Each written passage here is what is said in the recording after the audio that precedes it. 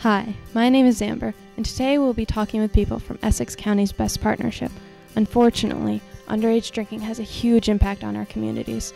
These people are doing something about it.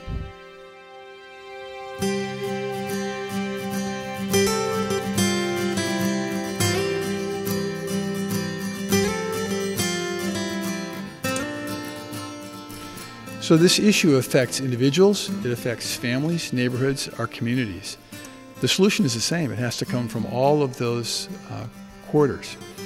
So the B.E.S.T partnership is really trying to address a part of that by focusing on underage drinking prevention through enforcement and education and some alternatives.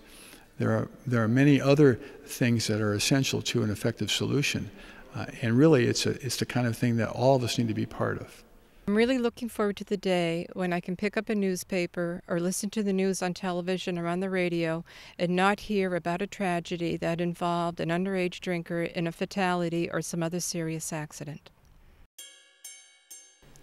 In April we had the B.E.S.T Walk, which brought together youth, adults, a number of organizations to make a public statement about the problems and concerns around underage drinking and impaired driving.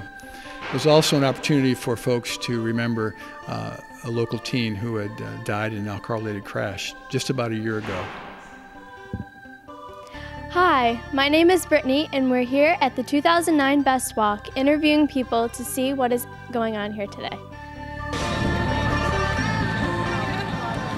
Well, I think this is absolutely fantastic. Of course, to start with, we got this beautiful weather for the last weekend in April. We couldn't ask for better. And to have all these people, I really, in my wildest imaginations, did not expect this many people.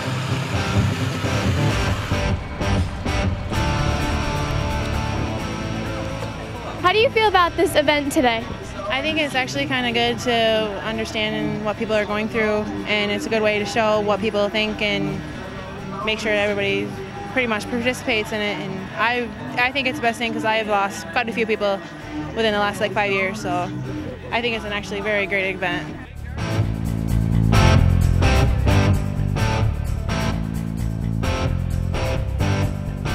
How many people are you expecting to come to this event today? I personally have no idea, but I see about 300, 400 people. There's probably another 100 coming. I don't know.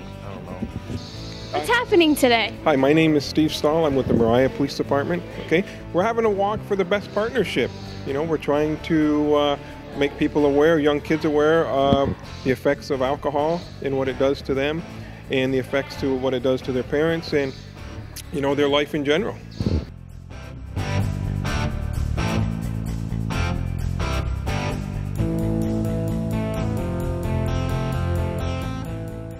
How will events like this make an impact or a big difference on our community? Well, so often what happens is in law enforcement, we're there at the end where there's tragedies, where there's arrests, where the end result of whatever the behavior is comes to pass. We get professionally very tired of responding to emergencies and tragedies, and it's really gratifying for us to be at the front end of the problem and work on education and awareness and getting the message out that a decision like this is going to change your life completely forever.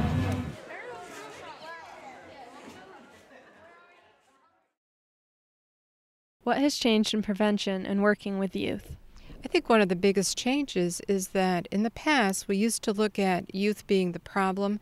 We needed to fix youth. We needed to address the fact that they were the ones breaking the law. While now we're looking at it not just youth, but looking at it as a community issue, looking at the role that everyone has in the substance abuse and the underage drinking that occurs in our communities, and bringing youth in to help solve those problems. Rather than doing it for youth, we're also including youth in being partners and working very closely with all of us to really address the issue. That's the biggest change.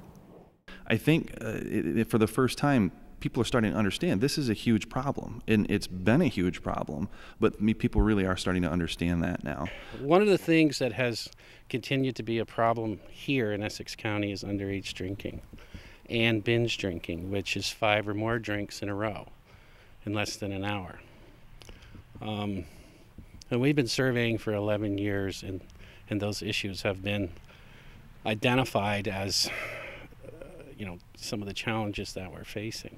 What are the most common ways that underage youth access alcohol in our community? There are several ways. First, if a parent hosts a party or a person hosts a party, they'll provide alcohol for the kids right there in their own homes. Secondly, there are buyers that kids are actually aware of that will go and buy alcohol for them and provide it to them. Kids can go to the store and attempt to purchase it from the store owners directly with fake IDs or something like that.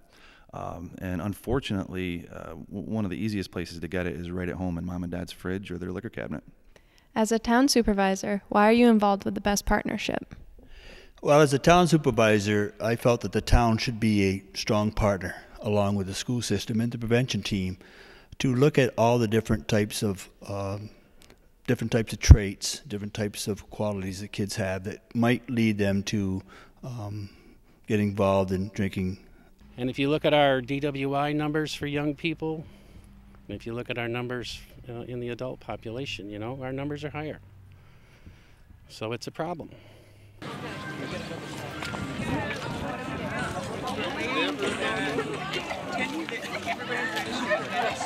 This has been a glorious day here in Westport, and one thing I want to say is that underage drinking is an epidemic in this country, and unfortunately too many times it leads to devastating circumstances. I think that it is necessary for us as a group to get together, and that's the way that we can solve these kind of problems. It starts at home, it starts in our schools, it starts in our community, it starts with education, and it ends with accountability.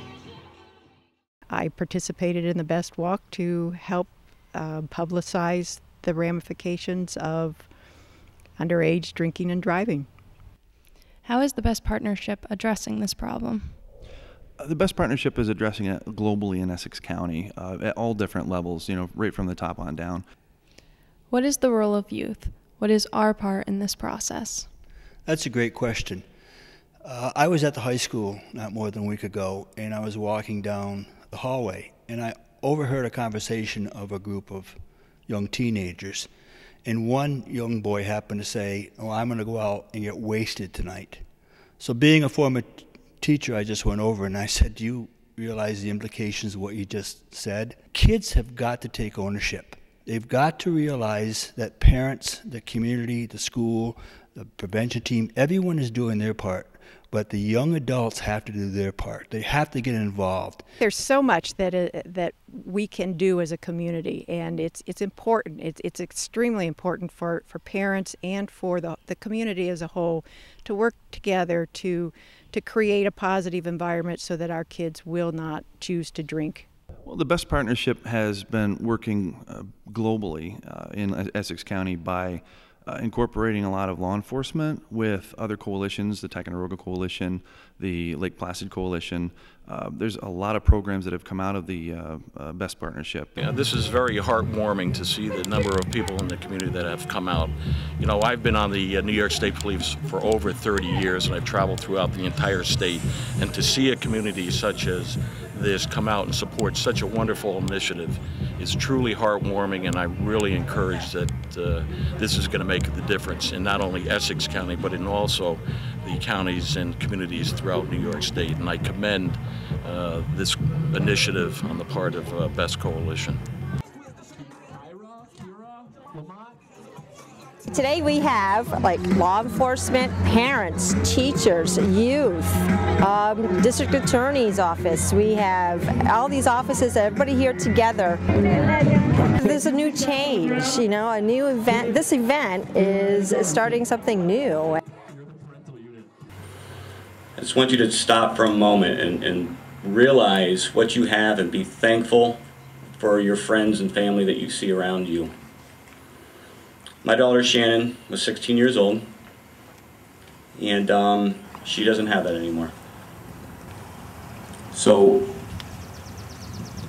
in light of this whole horrible tragedy,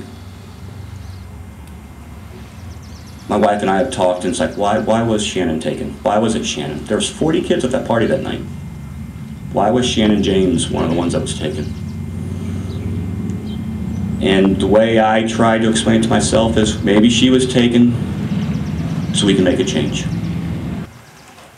It's heartwarming to me to know that, you know, maybe something positive can come out of Shannon's death. Thank you very much.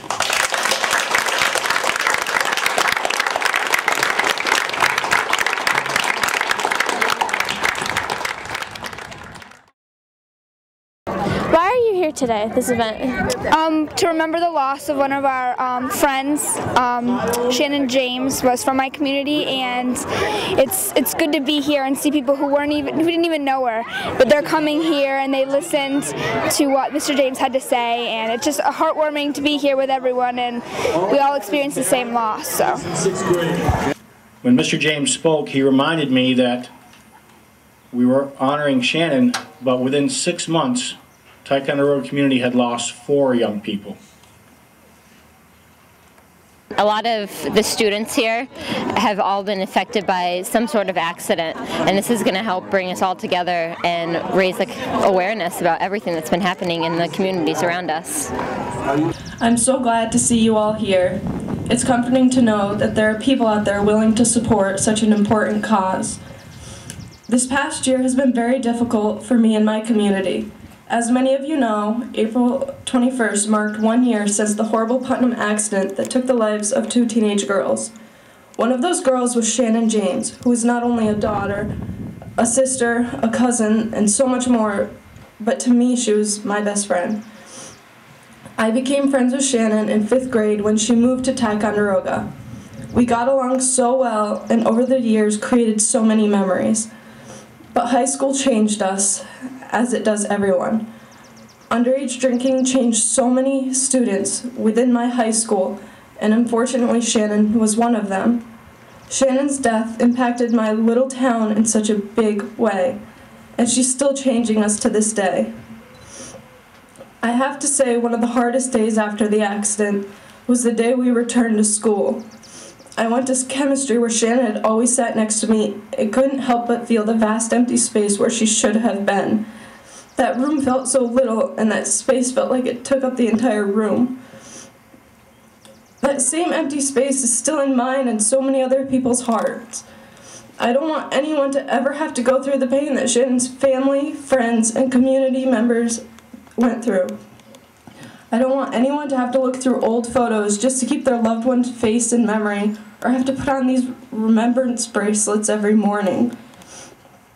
Underage drinking is something that the public needs to be educated about, and something that needs to be prevented, and I believe that it can be.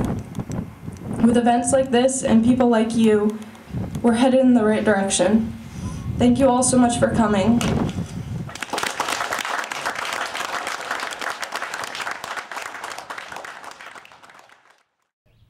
How is change happening in your community?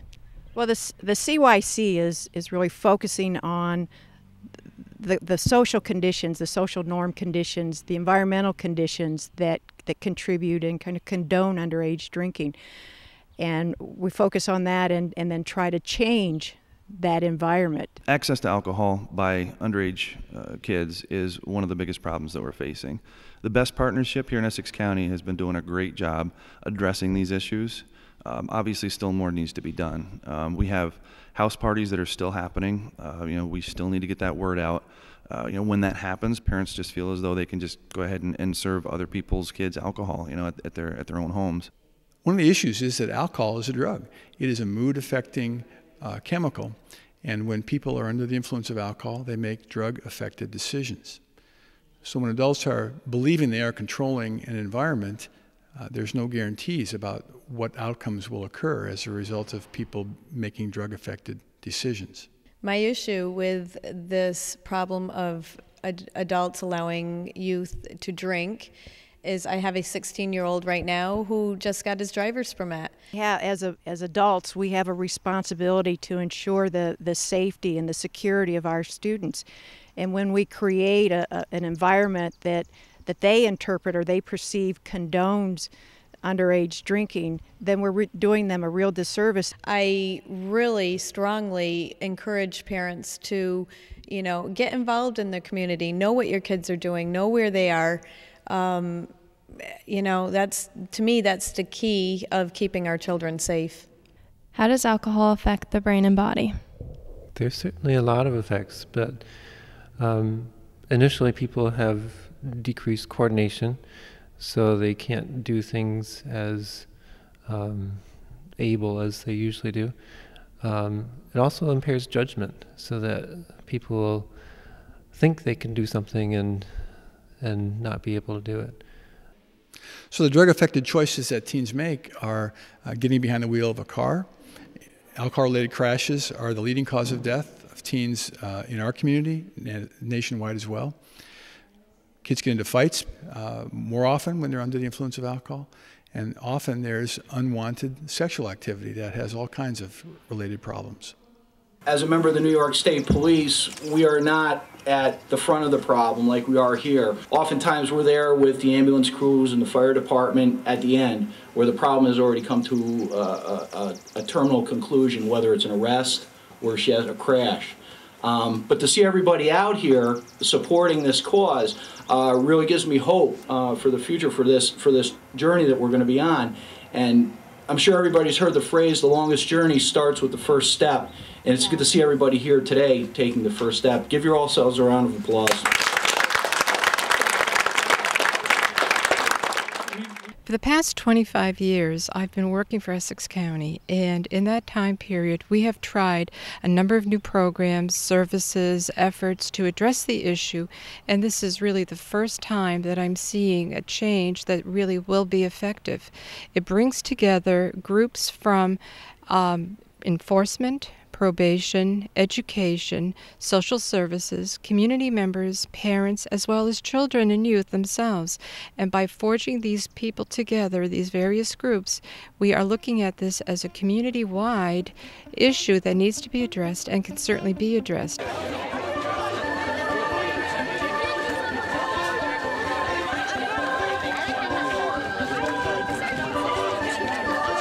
Well, we started all together, and as we kept going, the line just kept getting longer and longer, and people were singing and dancing. Some were running, jumping. There was a lot of laughing, and people, but in the spirit of what the event's all about. And I think everyone was getting the message that this is important, and they were enthusiastic about making the walk and knowing why they were doing the walk. It was really neat. Hi, how are you doing? I'm doing well, how are you? I'm very good. How is this walk for you? Well, it's pretty important to me because I know a few people who've been killed in drunk driving accidents, so I figured I'd come out and show some support. What was it like to walk around the circle with all of your friends? It was good that everyone was there supporting one major cause and that there were so many people all together, and it was nice to see people that we didn't even know.